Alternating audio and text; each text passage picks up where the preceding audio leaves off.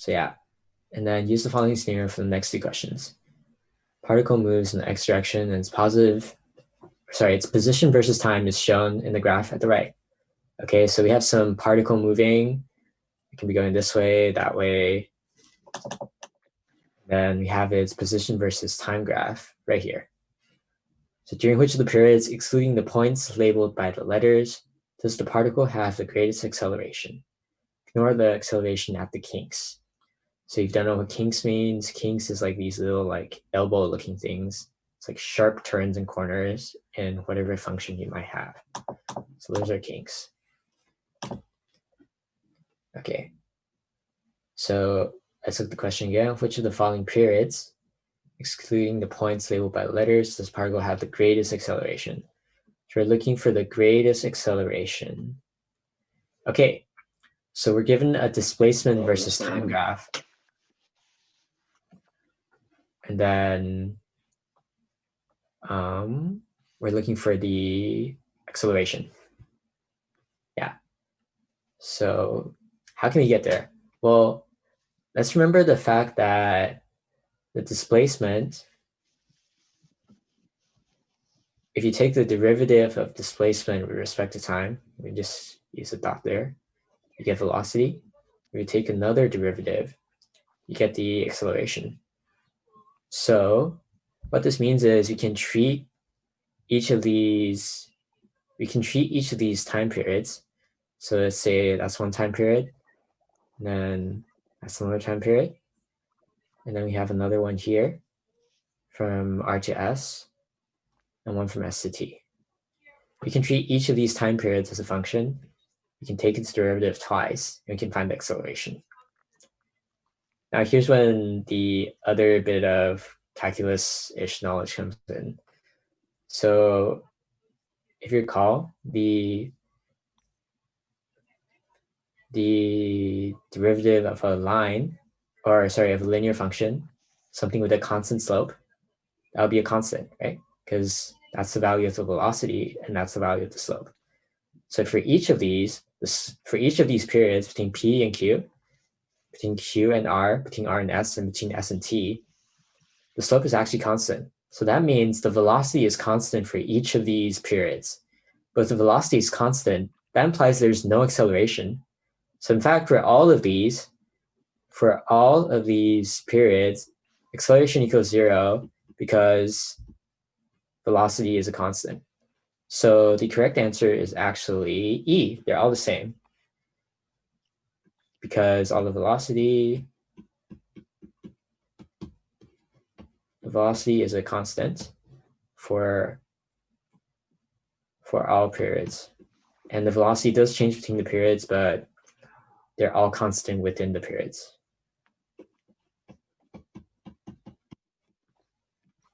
Okay. Question 3. Consider the average velocity of the particle for the entire period shown.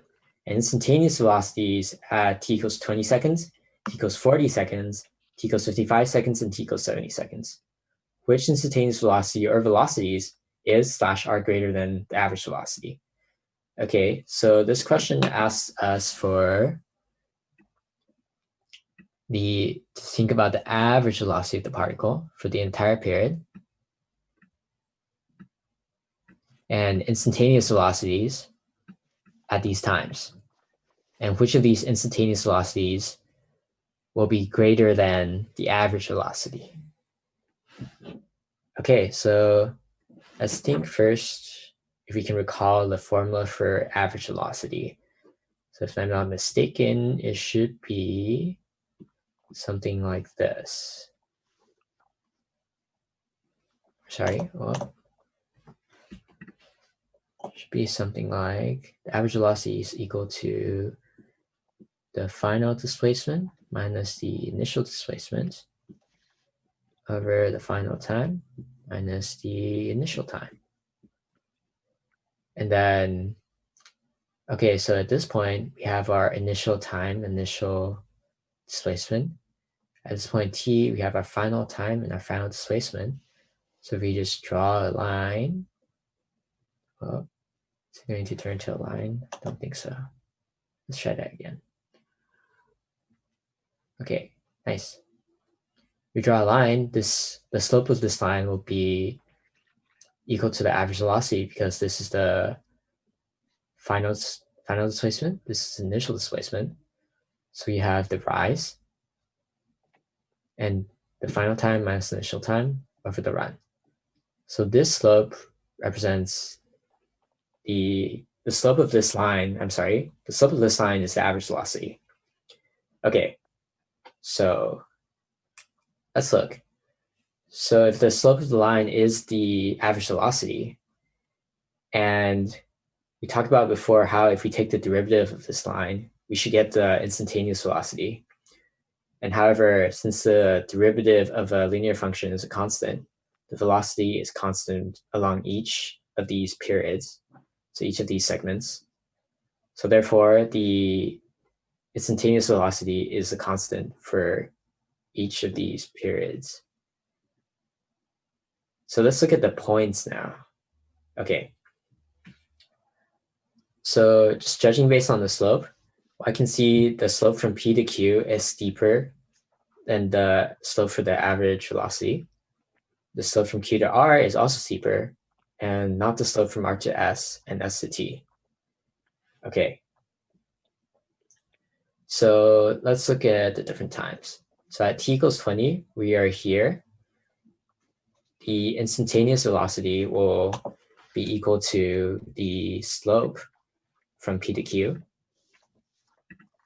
And so here we see the slope is great. The slope at this point is greater than the slope of the average velocity. So at this point, the instantaneous velocity will be faster.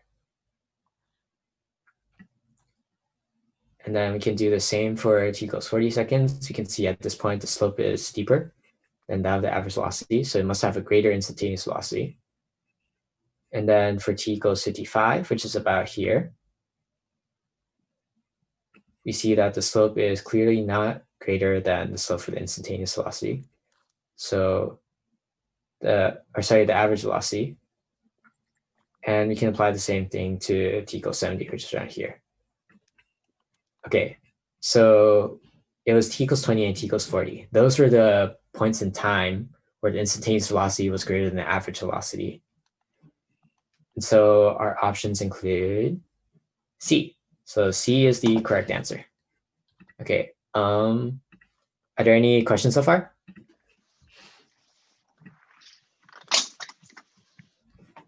Feel free to unmute yourself, type in the chat.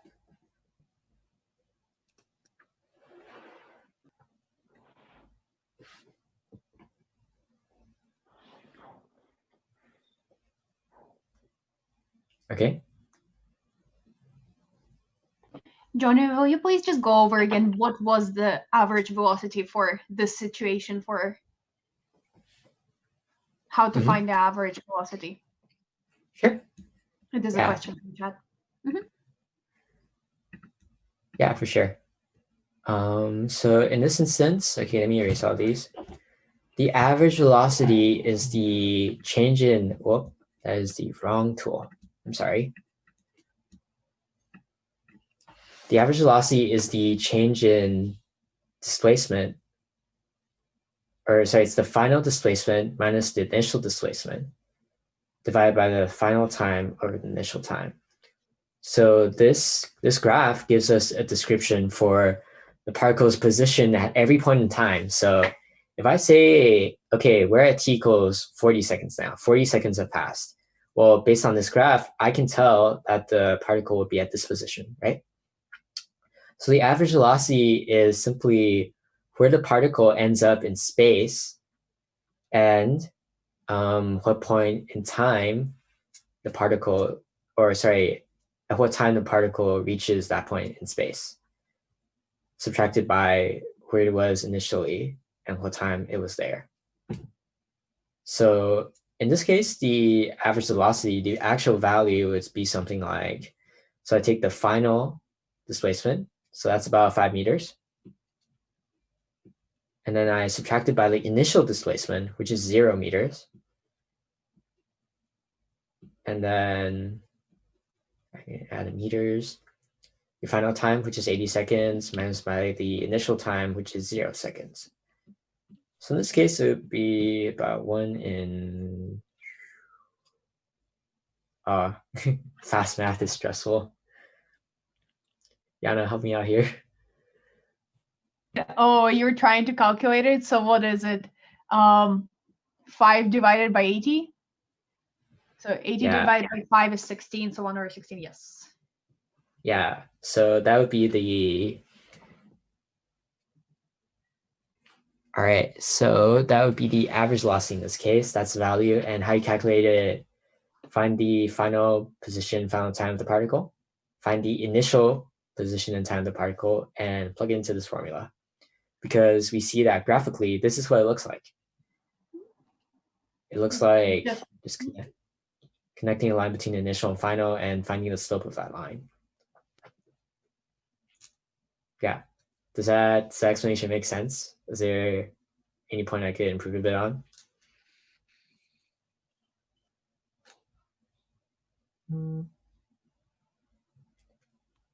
Okay. All right. Awesome. Yeah, feel free to drop any more questions you guys have in the chat. All right. Let's move on to the next question. Okay. So use this scenario for the next 2 questions. So the car moves in a frictionless track. The position of the car in x as a function of time is given by x equals 0.6 meters per second squared times t squared minus 2.4 meters per second times t. Okay, so here we have a cart that's moving, and we're given a function that describes its x position as a function of time. So what that means is if we... Okay, let's allow me to zoom out a little bit. Okay.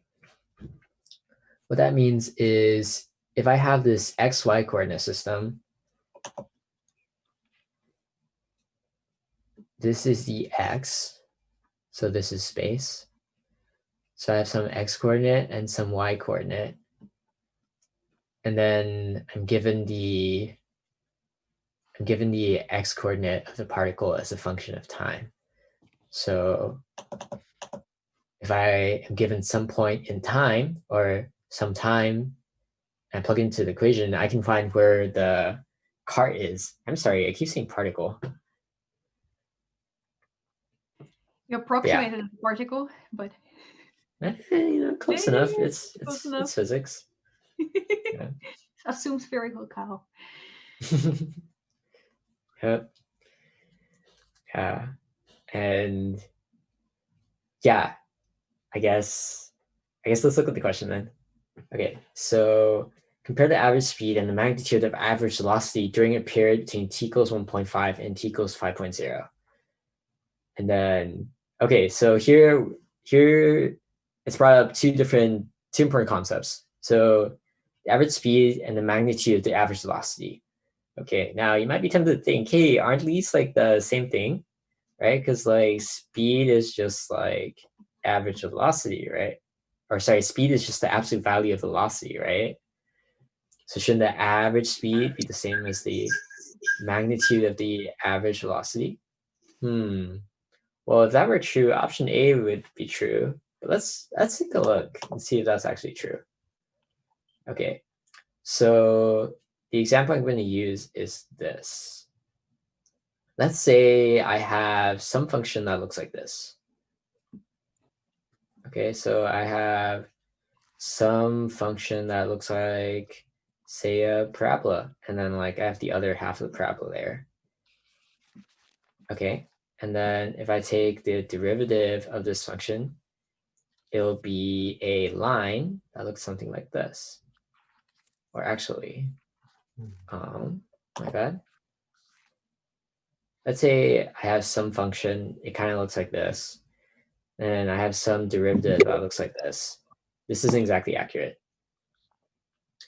Okay, so the average speed, the important distinction between the average speed and the magnitude of average velocity is that the average speed is just the total distance.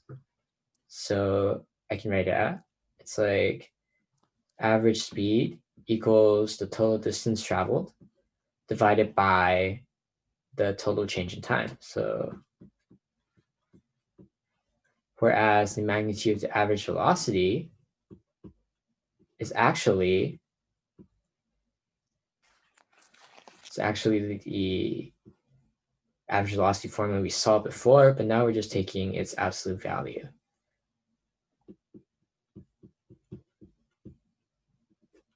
Okay.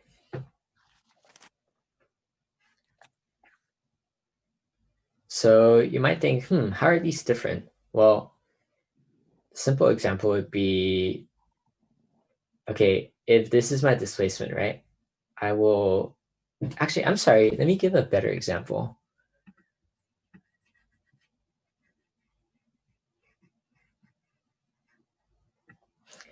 Okay, so let's say I have some particle, right? And it moves from point A, and then it goes all the way to point B. And then it goes back. Okay, well, you can think about, okay, what's the distance I travel? Well, the distance I travel would be like, if we call this distance AB, I would have traveled the distance of 2AB in some amount of time. So let's just call it let's just say I do that in 1 second. So the average velocity would be 2 over 2AB, I'm sorry, over 1 second. However, the average velocity, instead of the average speed, we have the final displacement and initial displacement. So since the initial displacement here is at point A, and the final displacement here is also at point A, overall, for the velocity, the average velocity actually ends up being 0. Because here's the important notion, I think. The speed and the distance are scalars, so they don't have a direction. It doesn't matter what direction you went, as long as you just add up all the distance you covered. But the velocity is a vector quantity, so both what direction you went and how far you went matters. So because we went this direction and then we went the opposite direction, overall, the displacement, which is also a vector, the overall displacement ends up being 0. So the average velocity would have been 0. So, okay, we have a case where the average speed and the average velocity are different using these definitions of average speed and average velocity, or the magnitude of the average velocity. I'm sorry.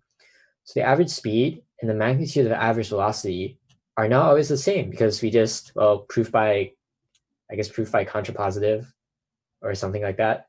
We just showed an example where it's not true. So it's definitely not A. Okay, so we know that's not true in general, but can we think of a case where the average speed is equal to the magnitude of the average velocity? Well, if we just consider our particle going one way, so let's say it just goes from A to B, well, in that case, the average speed and the average velocity will be the same because the distance traveled is equal to the displacement.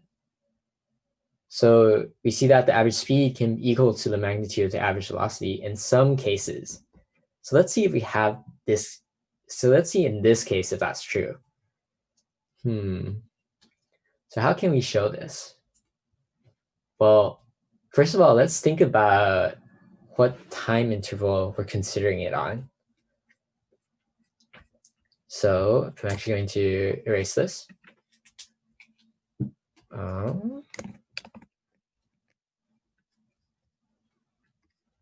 me keep this so I can go back to it if we need to. Okay. And then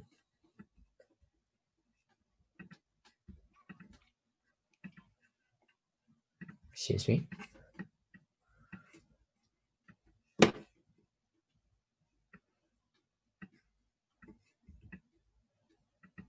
There we go. That's a little annoying. I'm sorry. Technical difficulties here.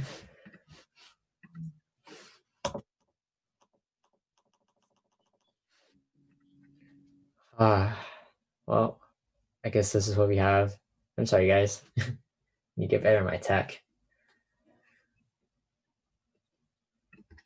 Okay, well.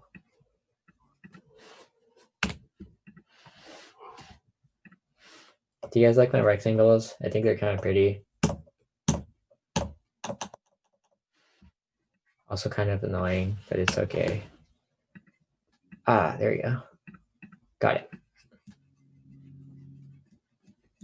Okay.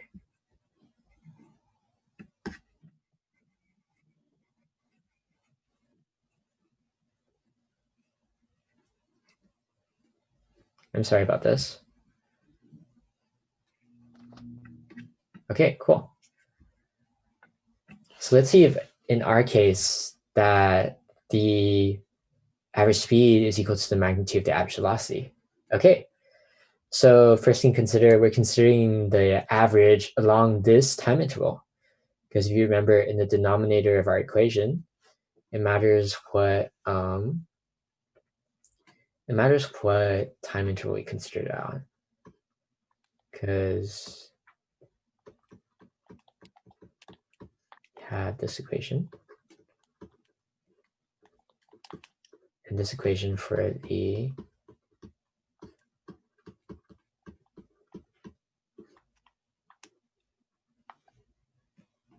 magnitude of the average velocity. Okay. So considering on the interval t equals 1.5 to t equals 5. So we know that the displacement, we can calculate the displacement by plugging these values in. And then we can also try and find the turning point for x if, we see that the particle or the cart goes this way, x direction, purely describing the x direction. And then if we go this direction, well, the displacement is the velocity is going to change direction if this happens. So that's how you would calculate the distance. So we could try and do that, but I think there's a more intuitive way to do this. So let's think about it. Let's say, for example, I know that the cart will turn around at some point. So we said before that the average speed and the magnitude of average velocity are only different if the cart changes direction, right?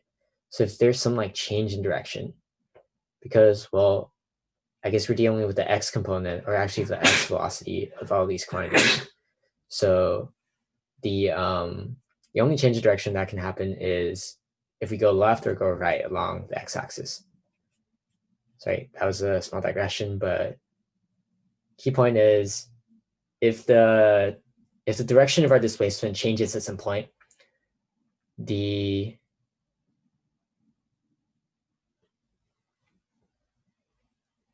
interesting. Maybe it is not to the right. Yeah. Anyways, so yeah, if there's a change of direction, these two won't be equal. So let's see if there's a change of direction. Well, what happens physically when the car changes direction? So let's look at what that might look like. So let's say I'm some car just minding my business, and then I'm oh, I have to stop. And then at this instance, when I stop, my velocity will be equal to 0. So whenever I change my direction, my velocity must equal to 0. So I can just try and solve for the time when the car's velocity is equal to 0. And then I can see if that happens within this time interval. And if it does happen, well, based on what we talked about before, because there's a direction change, the magnitude of average velocity and the average speed, they won't be the same. Okay, so great. Now all we need is the function for the velocity of the particle. Oh, but we don't have that. What can we do to get that? Well, take the critical points. Yeah, the critical points. And what do you mean by that? Find the derivative. of the function and find 0. Yeah, exactly. Awesome. It's yeah, I'm sorry, I might totally butcher your name, but like Lei Chi said, it's like, yeah, exactly. We take the derivative and then we find the point at which the velocity is 0. So using the earlier fact, take the derivative with respect to time for displacement. So we have v of t equals, okay, so it would be, you move the 2 down, you multiply by 0.6, 0, you keep the units, meters per second squared, and then now you only have t. And then you subtract by 2.4, because this is t to the first power. The first power comes down, you multiply by 1. In the exponent, 1 minus 1 is 0, so you have 2.4. Oh, and I'm seeing the chat, why do we multiply by 2? So we're taking the derivative of this function. So what we're actually doing is we're doing dx by dt. How many of you guys are taking like Math 124 right now? If you're taking Math 124, could you like give us a reaction? Or maybe like raise your hand. Okay, I see one raised hand. Thank you, Lucas. Lucas, Alessio, thank you for raising your hands. Okay. Then we got a few. Okay.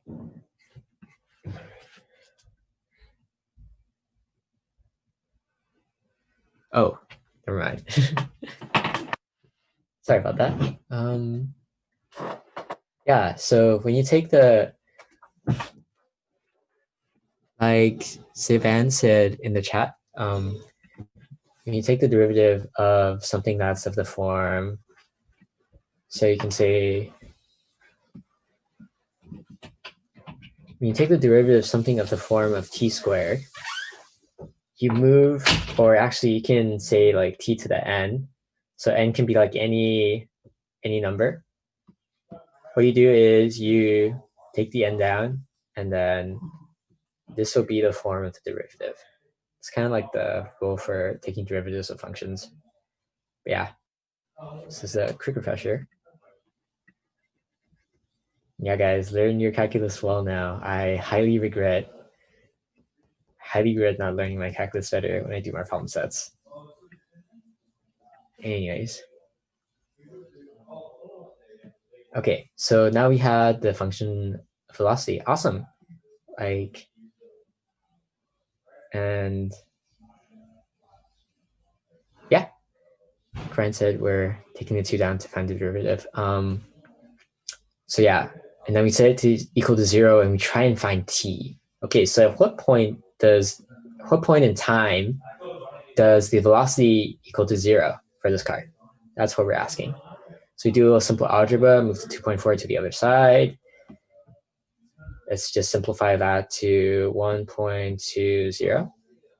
And then this equals conveniently 2 seconds. Great, and 2 seconds, this is within 1.5 and 5. So we know that since the car's velocity is equal to 0, and it's, well, if you do a little quick algebra, you can see that the velocity is a linear function. And so if it equals 0 sometime in between our interval in time, then it must go from negative to positive velocity. And so there's this direction change that we talked about. And therefore, the magnitude of the average velocity is not the same as the average speed in this case. So in this case, this isn't true. So, okay, so that leaves us with 3 more options. So let's see, the average speed is larger than the magnitude of the average velocity. Okay, well, we can think about it. Is this true? From what we've kind of seen happens when there's a change of direction. Well, I think we can tell that when there's a change in direction, the average speed is generally greater than the magnitude of the average velocity. And here's why. So let's say I go one direction and then I turn around. right?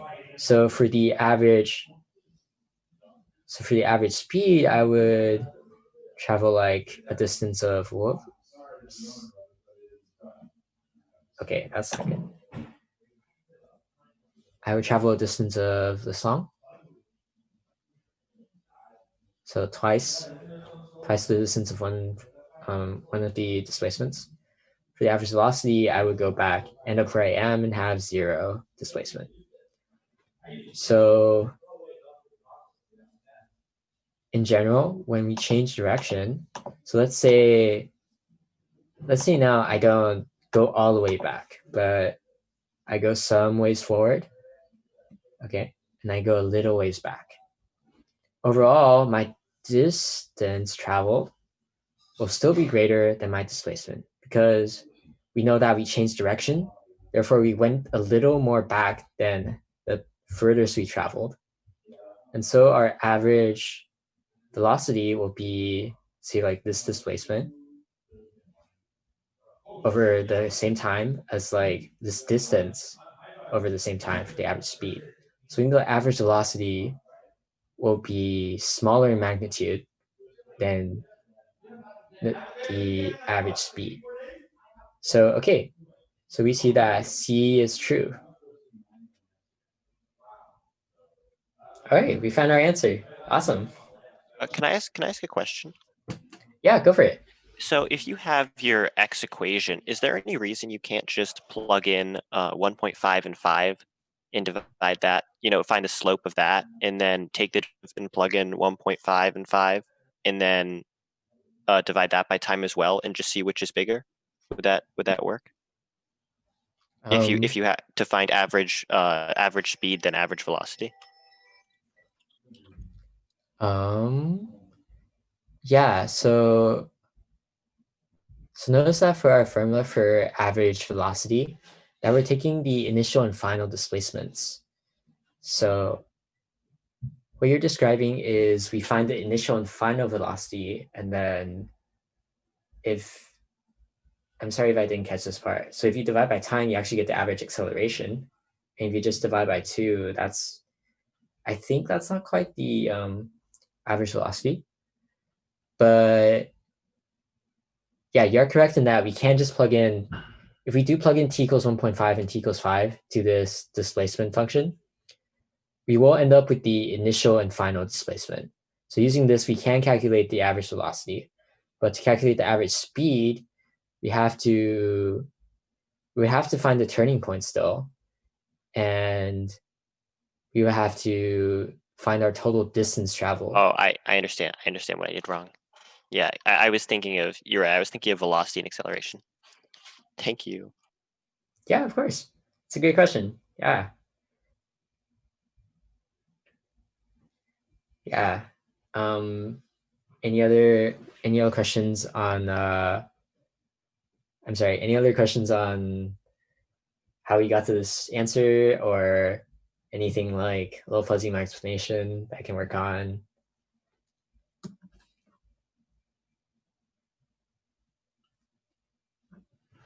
Okay. Shall we move on then? All right. So I'm going to erase this again. I should know better by now to erase things, to not erase things, but it seems like I'm not learning a lot. Okay, let's try this again. Hopefully this is a little better.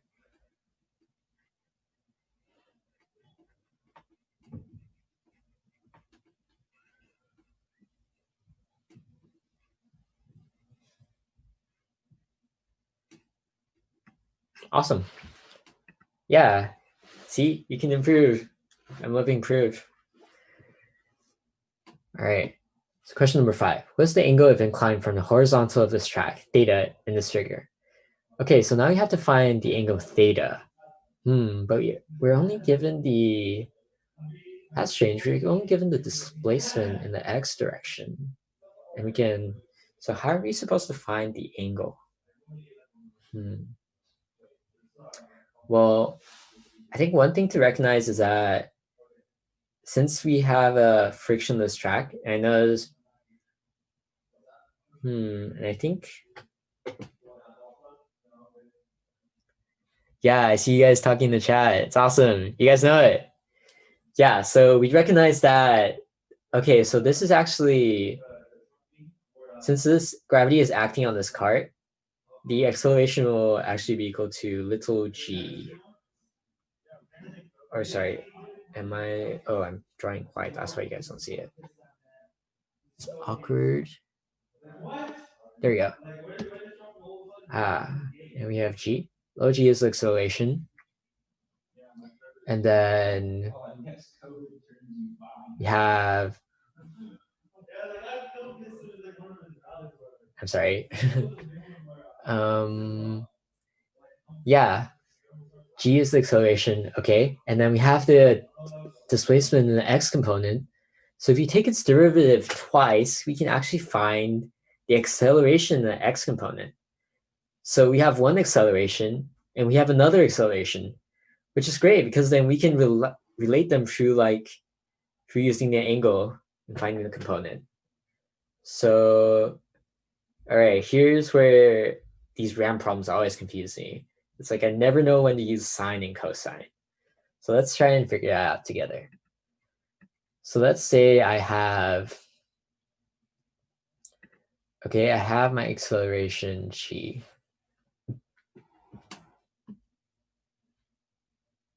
All right, guys, help me out here. What direction should the acceleration be? So like down towards where I am, straight down, like, all right, straight down. Whoop, that is not straight down. All right, straight down. So if I draw it like this, you have our g. And then you have our theta here. Okay. So let me see if I remember how to draw the right triangle I'm thinking of.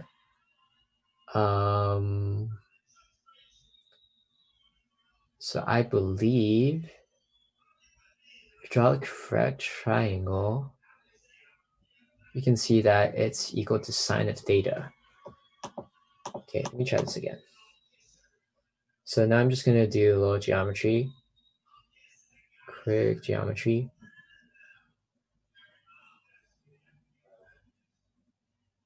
Okay, I think this is it. So that's 90 degrees, and that's 90 degrees. Okay, so we have two triangles here. This angle is 90 degrees, this angle is 90 degrees. And then this angle is theta. By similarity, we know that these two angles must be the same. Doing throwbacks to high school geometry, guys. This angle must be theta. And we said that in this direction, we had g, the acceleration. And we have this x component of acceleration. So I'm just going to draw in this direction, a of x. So that's this, I think this bit. Is the acceleration through gravity should be the longest vector, I think. Mm-hmm. Yeah, you're right. And so are you looking at kind of this triangle I drew here? Yes. Yeah. So if you notice, actually, the g, it is the longest vector because the 90-degree angle is on this side. So that's the hypotenuse. Oh, yeah. Mm-hmm. Yeah. A good point, though. Yeah, you're right. And it's the longest one because we break it down into like its components. So the other two should be shorter. But yeah, so here we have a of x on the opposite side of this angle theta. You have g as the hypotenuse. So if y'all remember your SOHCAHTOA, sine of theta equals opposite. So a of x, a in the x component over hypotenuse, g. All right, awesome. So we just got this formula that can let us solve for theta. Now all we need is the acceleration in the x component. Well, here's when you can recognize that this formula for displacement actually falls under this formula that we already know. Whoa, this is a little weird. This formula has the same form as this formula that we already know. It's the final displacement is equal to the initial displacement plus the initial velocity. in the x direction in this case. Multiplied by t times 1/2 acceleration x t squared. Or if you took physics in high school, you might remember it's like s equals ut plus 1/2 at squared, as I do. Okay. So yeah, so we have this equation and it matches the form of our equation. So if we just match the different coefficients, we see that the coefficient for t squared must equal 1/2 a sub x. It's 1/2 the acceleration x component.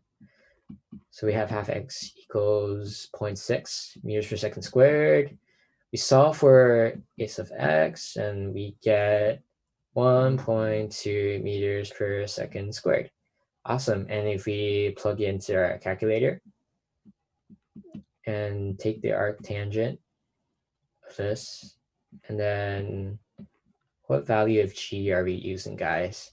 Did they tell you there's a value you should use? Just use 10? All right. Feeling a little inaccurate here, but it's okay. 10's good enough, I guess. Or use 9.8. Yeah, so it comes down to like about approximately. Actually, I can't do arc sines in my head. So yeah, if you plug it into the calculator, you should find that it is about, and correct me if I'm wrong, you guys can follow along and put in your calculator while I scramble to find what it actually is. 7.033. Thank you.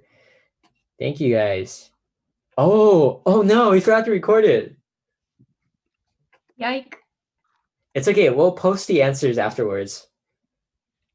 Yeah, we'll be sure to send the solutions and the blank practice midterm out so you guys can like look at it again. Yeah, we got a question in the chat. Will acceleration not be negative in this case? That's an excellent question. Let's think about it. So by negative acceleration, do you mean negative acceleration downwards? So g, would g be negative? Or are you asking about a sub x?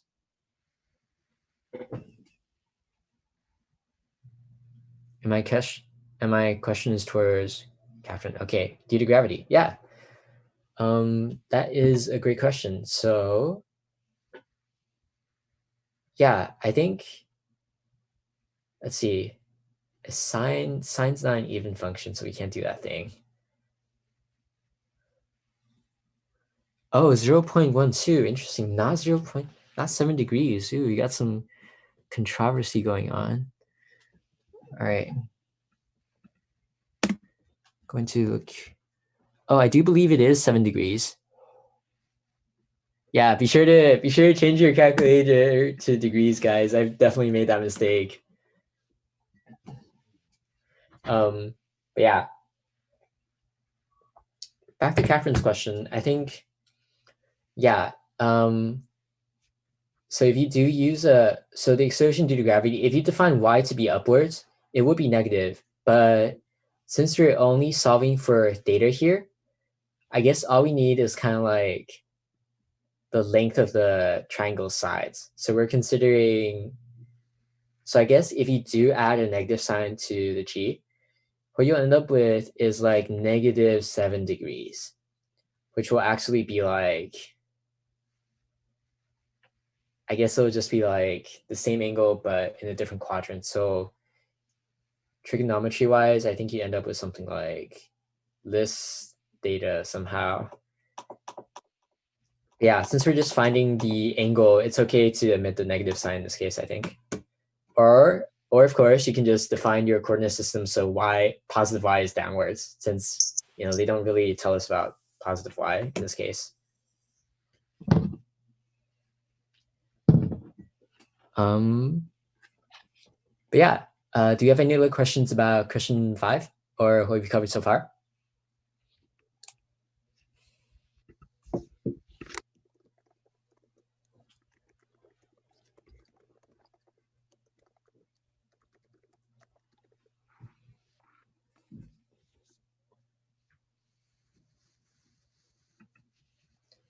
Swing number 4 in the chat.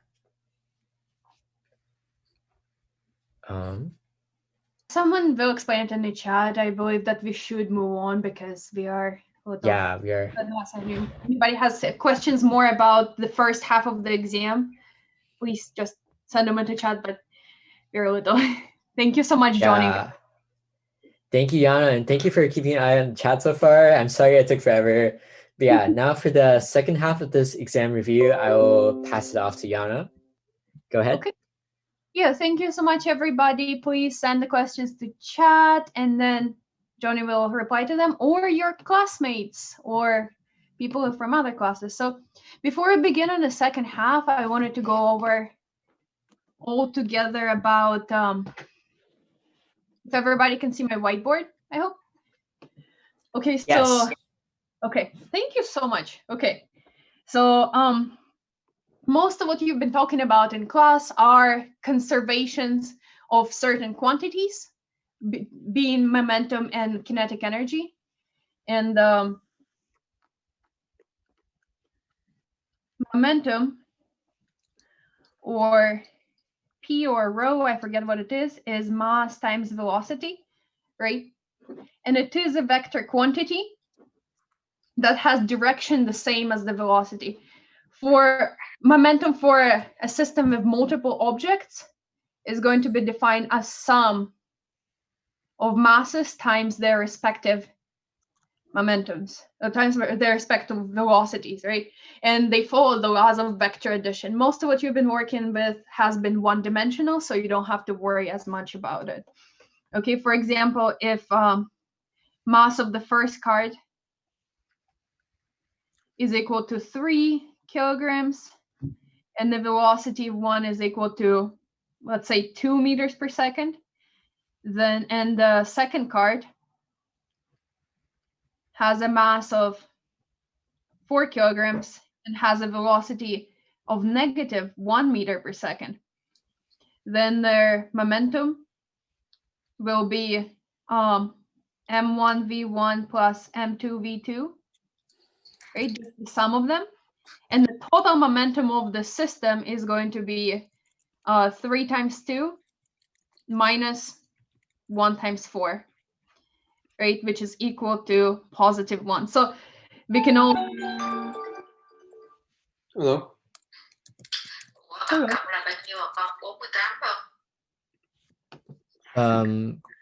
Kat, I'm sorry, you're unmuted right now. Yeah. We can draw momentum as a vector to the right total. We can draw it as a vector, right? Mm-hmm. And it is equal to our first momentum plus our second momentum, right? P1 and P2. Here's our P2, and this is P total. Okay, if there are any questions about momentum, Johnny's there in the chat, okay? And now talking about our kinetic energy.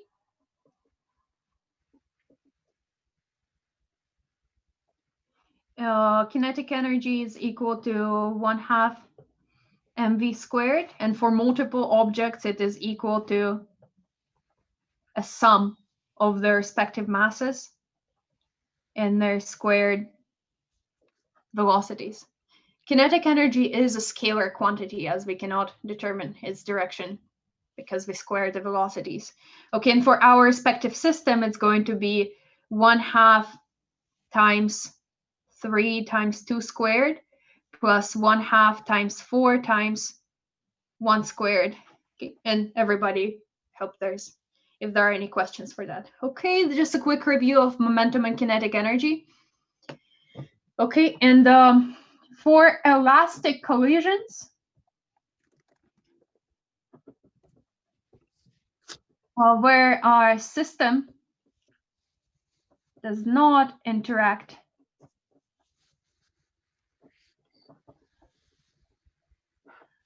with environment, and we can say that momentum is conserved and kinetic energy is conserved.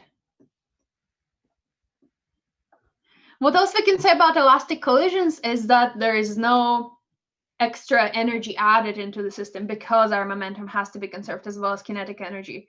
So there is no, if there is spring between the cards, then it is not an elastic collision because an elastic collision is defined to be as to have conserved momentum and conserved kinetic energy. As far as I remember, correct me if I'm wrong. I have looked it up just recently just to check, but please let me know. Okay. Also, if, for example, specifically the example of two cards coming towards each other, and then there is something happens, not like that, they just interact elastically, and then the next thing you know, they're going the other direction with some other velocities, right? Okay, let's say this is U1, nope. This is M1 and M2, right? And let's say they have velocities V1 and V2. And here it's still M1 and M2. And now the velocities are U1 and U2. Okay, so our momentum for the first one is M1 V1 plus M2 V2, right? And we know it is conserved. From here we can say, let me actually, still going to be a little faster. M1 V1 plus M2 V2 is equal to M1 U1 plus M2 U2, right? And we can say, so this is our conservation of momentum. For conservation of kinetic energy, we have 1/2 M1 V1 squared plus 1/2 M2 V2 squared is equal to the same thing for the situation, right? 1/2 M1 2 VU2 squared. I hope everybody can see whatever is sideways over there. Okay, so we can rewrite these equations. The first one as being 1/2 M1 V1 squared minus U1 squared. I should have picked different letters because I can't write. And that is equal to 1/2 M2. Oh, no. Okay, here. M2 U2 squared minus V2 squared, I believe, right? Okay, and then we can rewrite the first one, this is the momentum one, as M1 V1 minus U1. I should write V's brighter, is equal to M2 U2 minus V1. Okay, and from here, if we divide these equations by each other, we get that you can do the algebra there, that this V1 minus U1 squared is the same thing as V1 minus U1 times V1 plus U1, okay? And from here, we can say that U1 plus V1, after we divide these two equations, these ones, is equal to V2 plus U2. Okay, and from here, we can say that the differences between these velocities are equal. You can do most of the algebra yourself there, but this just leads us into something that the differences between the velocities are conserved. Okay, so I wanted to say I'll come back to the whiteboard for review of, if you have any questions, please send them to Johnny, but we have to move quickly here, if that's okay. Okay. Does anybody have questions that they want to ask right now about what is happening here right now?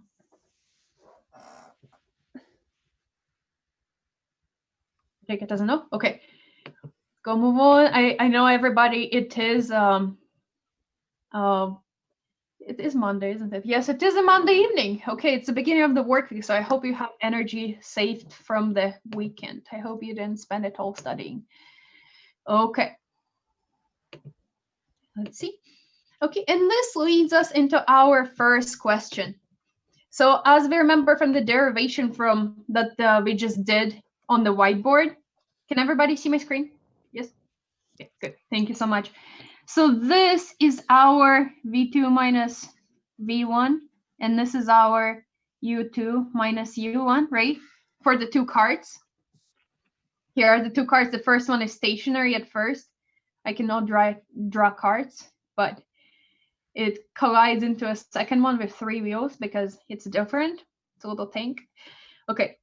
And then the next thing we know is this one is going the other way because it has a negative velocity, right? After this interaction. And then this one is going this way with a little bit smaller velocity, but still. Okay, and because these differences are equal to 1 meter per second, 1 meter per second, we can say that this is an elastic collision, because for an elastic collision, the differences in velocity as we just derived is the same. Okay, so how do we determine the kinetic energy of card 2 after the interaction? So what we need to know, kinetic energy formula is 1/2 mass times velocity squared. Okay, we know the velocity of card 2, it is equal to 0.2 meters per second. Okay, and we need mass too, right? Okay, how do we figure out this mass? If we need to figure it out, we have all these tools of conservation. Since we know it is an elastic collision, we can always use conservation of momentum or conservation of kinetic energy, whichever one is easier to apply. Okay. In this case, since I don't have to square anything, I'll try and apply the conservation of momentum. And from conservation of momentum, initial is equal to momentum final. Oh, that's initial again. Okay, where initial momentum is going to be M1 V1 plus M2 initial, V2 initial, okay, which is equal to the original mass of our cart is of the first one is 3 times the velocity of 1.0, okay, and we add the unknown mass 2 times, and its velocity, as we can read from here, is just 0 meters per second. So we have that the total momentum is 3 meters per second times kilograms. Okay, I wrote it a little. Normally people write kilograms first, and we know that is equal to final momentum, which is going to be M1 U1 plus, I should not call them just initial, I should just call them U and V. Okay, this is too many subscripts. Thank you so much, everybody, for. Okay. And M2 U2, which is equal to, so the first cart is now moving with the velocity of negative 0.8, so negative 0.8 times 3 kilograms, plus our M2 times, we know the velocity is 0.1, okay? So if we set those equal to each other, we set 3 is equal to negative 0.8 times 3 plus M2 times 0.1, this equation, right? And then we set it equal here. We can find that second mass is equal to minus 2.4, so 54. I don't remember what it is exactly. Okay, let's do some math here. Okay, so it is going to be, this is 0.1. Okay, so it's going to be 5.4 times 0.1, and we divide it, so the second mass. Did I do something wrong?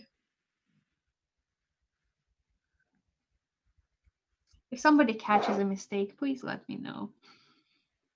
Yeah, I think it should be 0.2. It should be 0.2. Yes, thank you so much. Okay. Yeah. Yes, all for reading the graphs wrong. Thank you so much. Okay. Yeah. Yes. Really? Okay. That's cat. Yeah.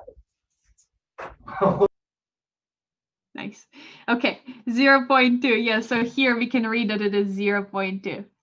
Okay, right, yes. I read it as 0.1. So please read your graphs carefully because even if you know the concept, they'll trick you. Okay, so we find that the mass is 27 kilograms. Okay, and since we know the velocity, we can plug it in into our calculation. Okay, so kinetic energy is going to be 1/2 times 27 kilograms times 0.2. Please don't forget that squared. Yes, and energy is measured in joules, which are kilograms times meters per second squared. Meter squared. Yes, okay. Meter squared, second squared. Okay. Okay, thank you so much, everybody. Okay. Any questions about this one? And we get to some kind of final answer, but I believe it is the process that you're here for. I don't think you're here for the answers, right? And you'll have the answers in your notebook. Please, if you want to check and plug it in, it should be there. Okay, I'm going to clear. Thank you so much. Oh, someone has a question? Oh, wait.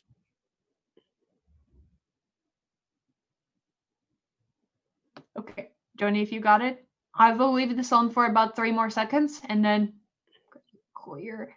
Whoop. Okay. Here we go.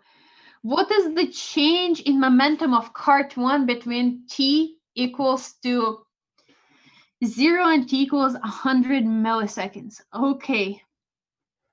Let's see what is happening here. So cart 1, so at t equals to 0, our momentum is equal, as always, mass times velocity. So it is going to be 3 kilograms times, and the velocity looks to be 1.0 meters per second. So our momentum is 3 kilogram meters per second.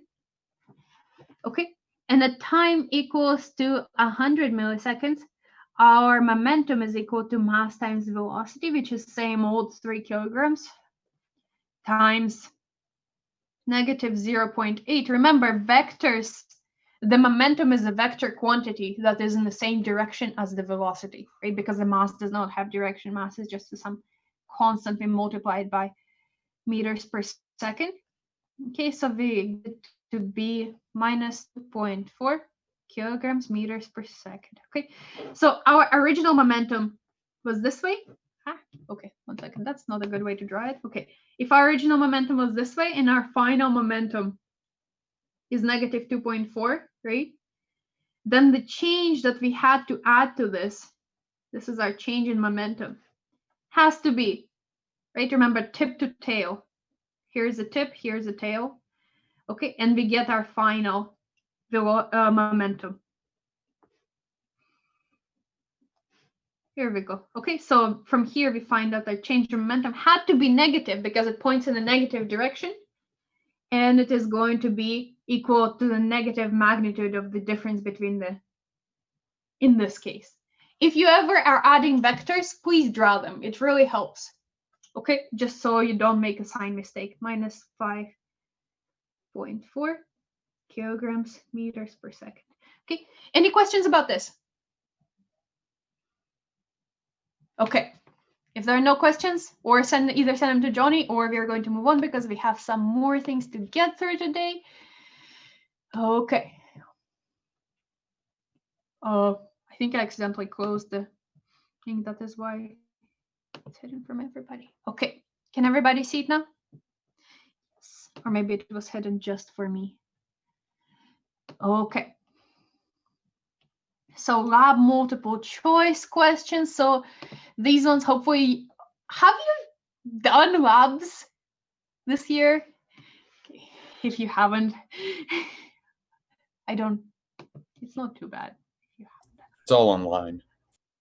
It's all online? So you didn't get to smash cards into each other? Nope. That's wild. That was one of the best parts of being freshman physics. Well, doing online lab is like ultra easy, much less error and more convenient than real life. Online classes are easier in general, honestly. Huh.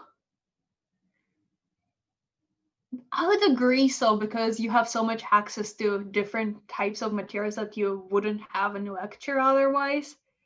I can see how it could be easier, but also, like, I miss talking to people, you know? But let's not talk about that. Let's talk about that after if you want to stay and chat more. But let's just finish through this because some people are busy.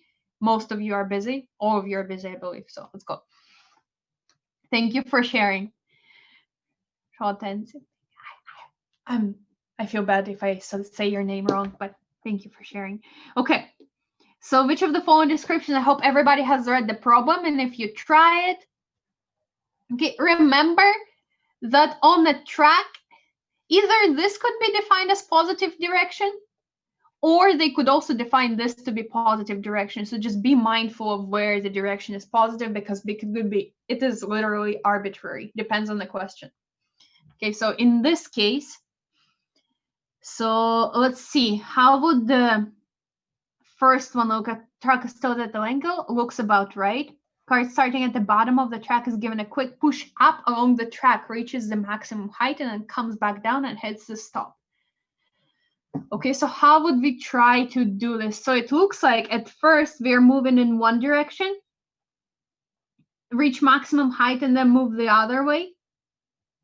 Okay, and then we hit the stop, right? So our velocity has to be in both directions. So this looks like it could be the one. Okay. And then the track is still at an angle. The car lets go from the top of the track and rolls down the track until it reaches the stop. So this one looks like it has motion only in one direction. Okay. It does not look like it fits our picture because the velocity in our picture has both negative and positive values, right? So it should be rolling both up and down in what we know. Okay, the track is horizontal, can push away from the sensor, moves towards the stop and hits the stop. Okay, this also looks like one directional motion, not two directional motion. Okay, D, the track is still at an angle. The cart starting at the top of the track is given a quick push down along the track and it rolls down the track until it hits the stop. It also looks like it's just motion in one direction. And from our picture, we do know that it is going to be moving in at least two directions, a horizontal. Okay, and this is also, so this is the only option. And from here, we also know, since the first motion that we do is that up the track, we know that up the track is negative. Therefore, this is going to be the choice for our coordinate system, because from the description, we're given a push up. So a push up has a negative velocity. From here, since the velocity, this is negative velocity, we can say that this is negative x and this is positive x. Okay, just trying to put everything together. Okay.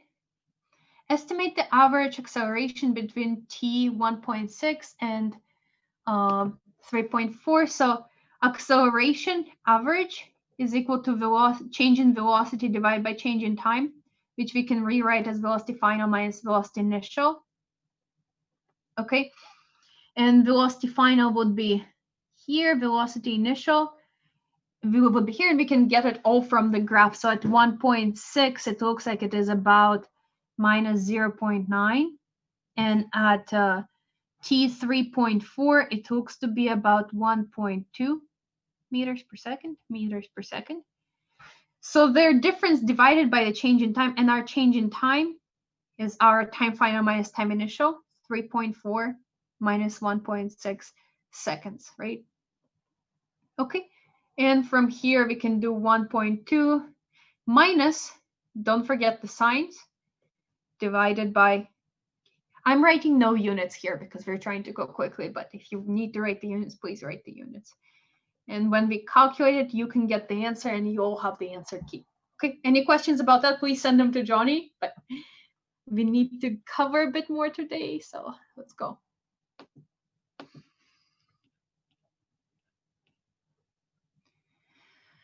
Okay. Where the ball is dropped from some height. So everybody, if you remember the kinematic equations, the position, x or y, doesn't matter, right, is our velocity times change in time. for all for uniform acceleration, which the ball is subject to when it is in the gravitational field of Earth at about distance where we are. Okay, plus 1/2 acceleration delta t squared. Okay. If you remember this kinematic equation, okay, so it looks like after we fit this, that our x is equal to this change in t squared, because we can see that n is equal to 2. And then we have our b. Okay, here it is. And what we do is we set this function to be equal to 0, because this is what the coefficient of b is for. It's just how the software defines it to be. So, okay, when I highlighted it, I did not see it. Okay, so, and we have the form of it is minus 4.91 delta t squared. Okay, and then plus 0.03. Okay, this looks to be our function for our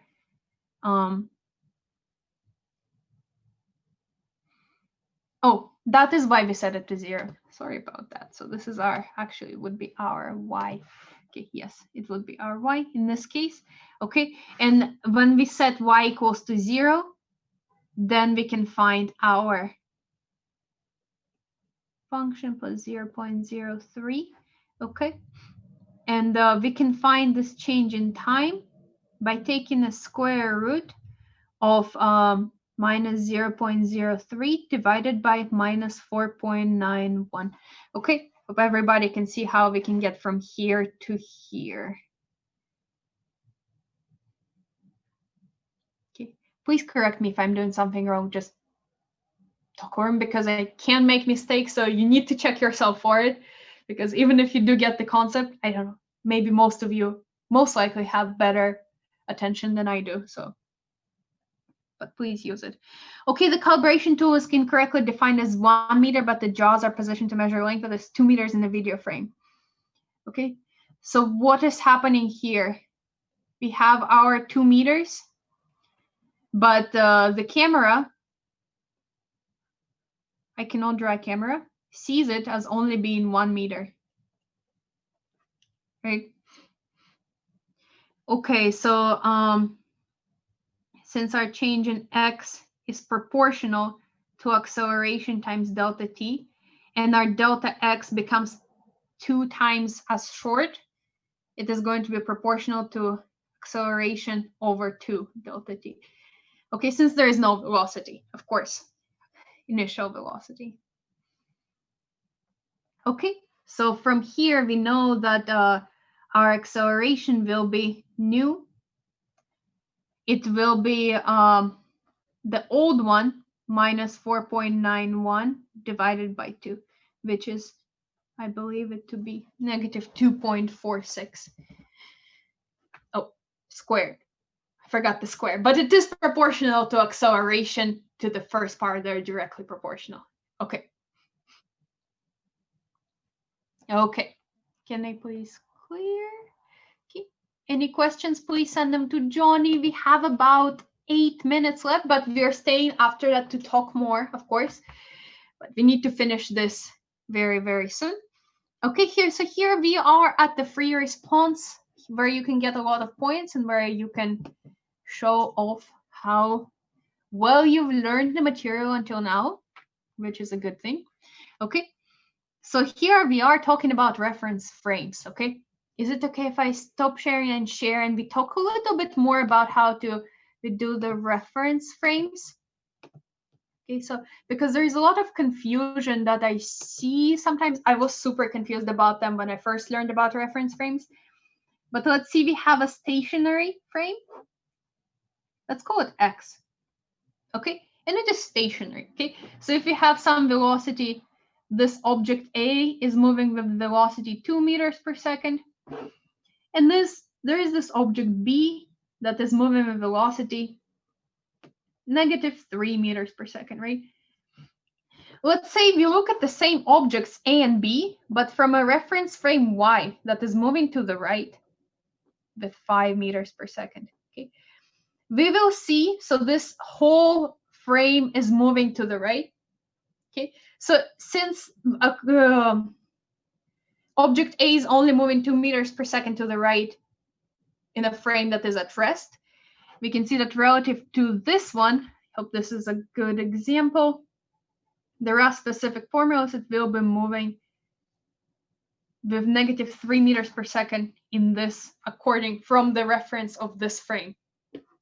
Again, object B will speed up even more this way. It might get out of the frame. I'm joking, it wouldn't happen. Okay, minus 8 meters per second. Okay.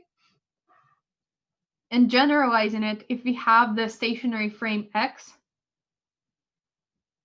and this is V1, and this is V2, then the velocity in Y that is moving with a velocity V, it is going to be V1 minus V, and this one is going to have V2 minus V. And the signs could be different. This velocity could be negative. Then we would subtract a negative number, therefore adding it, okay? Just generalizing. And in inertial, meaning moving at straight line with constant speed,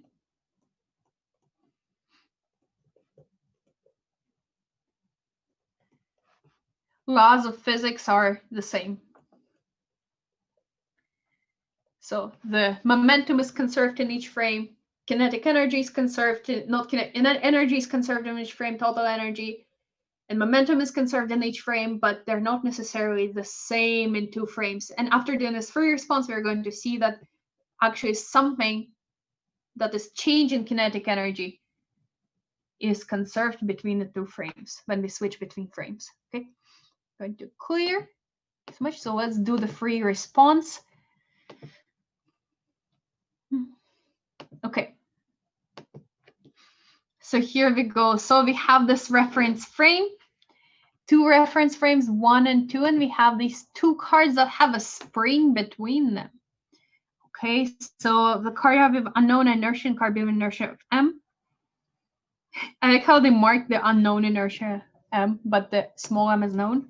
Are on frictionless level track a horizontal spring as attached to card A. So there is some potential energy stored here. Just let's remember that.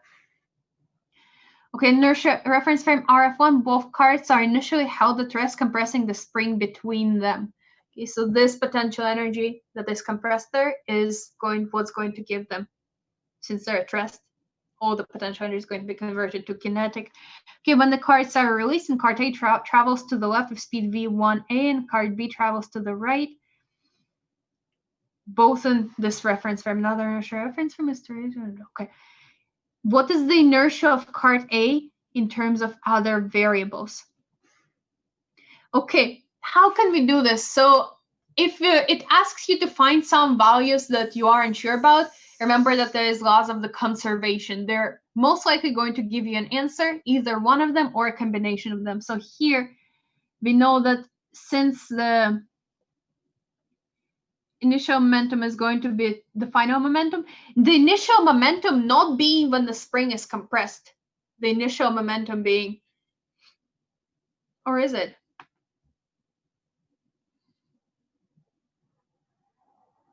I think so. Anyways, Johnny, is it? Would it be? Are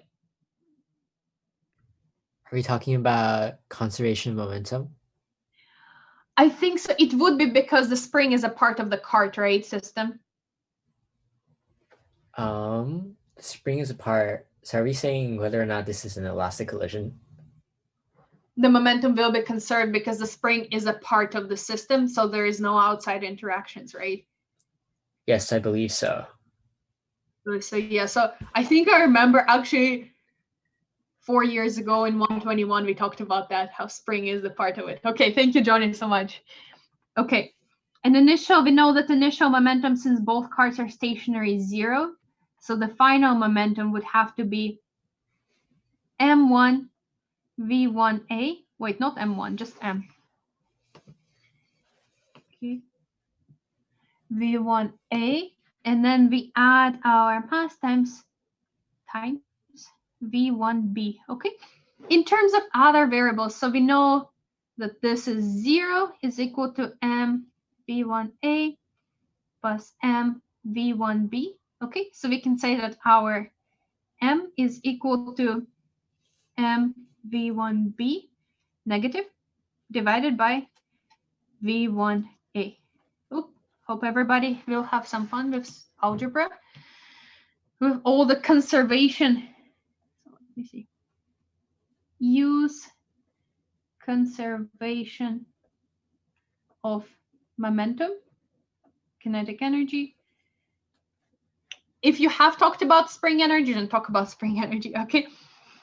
What are changes in kinetic energy of cards A and B in reference frame 1? Okay, so kinetic energy initial for A is 1/2 mv squared, right? For, I guess I can say for both of them. Since both of their velocities at first are 0, we can say that they're both 0. It should be v squared, not v2. I hope everybody understands. I'm just trying to go quickly. Okay, v squared. Okay, and then the kinetic energy final for A would be 1/2 m v1a squared.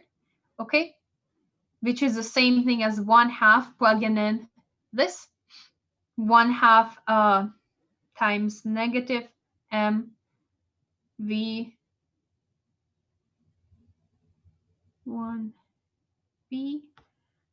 over v1a times v1a squared. And don't be afraid of this negative sign, because one of these velocities that's a really giant b. This b should be small. Okay. Thanks for support, Johnny. Okay. B. Don't be afraid of this negative sign, because one of these velocities will also be negative, so the total energy, kinetic energy, will be positive, okay? And so we can say that kinetic energy final of card B is going to be 1/2 m v1b squared. Okay, here we go. So what are the velocities of cards after a spring release in RF2, okay? Wait, can I ask a quick question about number 2? Of course. Is there any reason you plug in like m v1b over v1a for the kinetic energy of cart A? Can you just leave it in the form 1/2 m v1a squared? Yes, this is a perfectly valid answer. Yes, Okay. Gabriel, good question. Yes, you can and should leave it like that. Why I'm doing this is a prequel for question 4, just to have it while we remember that this big M is equal to that. Okay, but yes, this is a perfectly valid answer, and leave it that way, okay? Don't do extra work, because you have a big test to go through. Okay, thank you for the question. Okay, what are the velocities of the cards after a spring release in RF2? Define the right to be positive.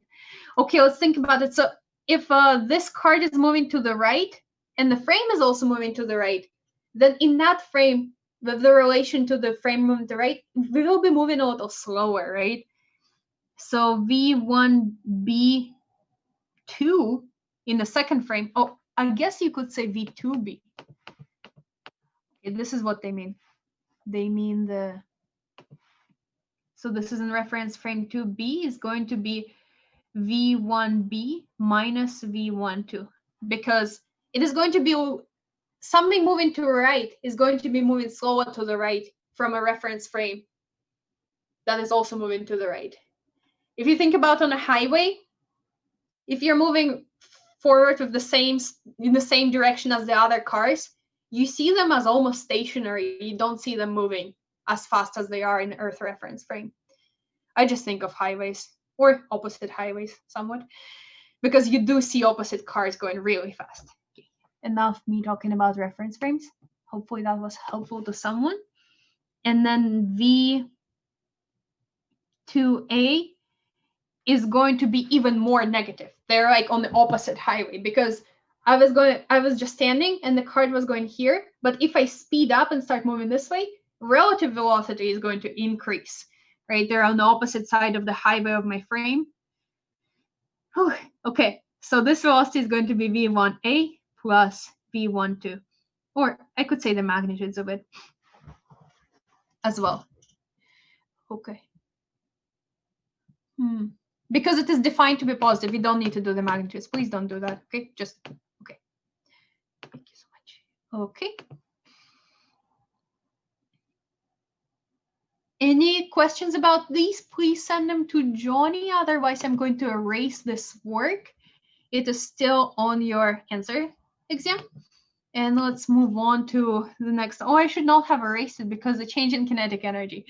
Okay. If someone can remind me.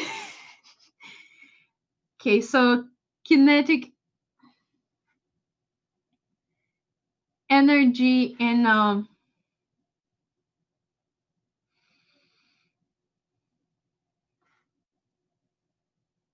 so the mass still stays the same. As far as I remember, the big mass was negative mass V1b divided by V1a, if my memory isn't betraying me. So kinetic energy A is this, right? So 1/2 m V1b divided by V1a, this one being negative times V1. And then our velocity is going to be different in this frame, right? So the mass is inertial. Change of reference frame, it's immune to that because our mass is the same, unless you're moving at the relativistic speeds, but that is a different story.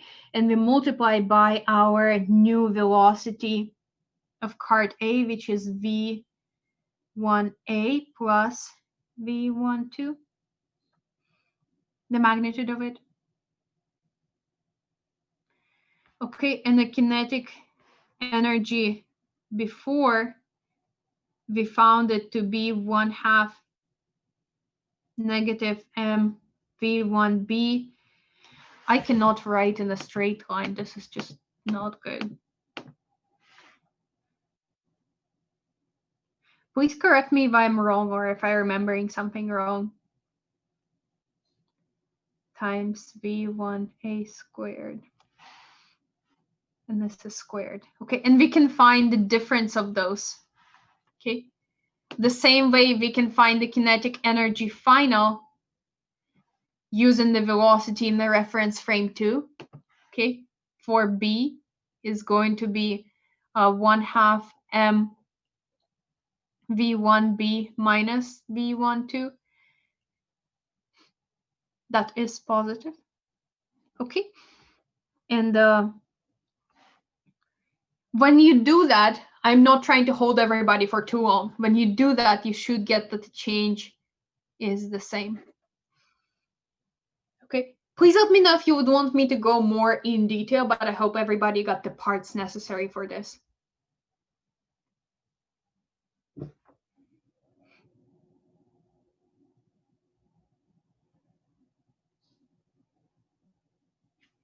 I guess I'm going to listen to the chat. Okay, thank you. Okay, everybody, would you want me? So once again, change in kinetic energy, change in energy is the reference frame independent. But the kinetic energy and momentum are going to be in their own frames, the total ones. But the change in each one, if you're looking at the same situation, is going to be different, is going to be the same. Okay. Okay. Well, if nobody wants me to go over the rest of it. Oh, sorry, go for it. Excuse me. So the answer sheet actually says no. Oh, of card B. Oh no. Okay, I did not read the question. Of card B, it is going to be different. Okay, but the total system, it is going to be the same. No, but for the whole system, yes. Okay, this is totally my mistake, please. For the whole system, the change in kinetic energy is going to be the same in each reference frame, but for parts of the system, it might not be. Not necessarily, it could be. Thank you so much for bringing that up. I was just trying to finish quicker. Yes, for card B, no. And we can just compare the kinetic energies in each system. They are going to be different.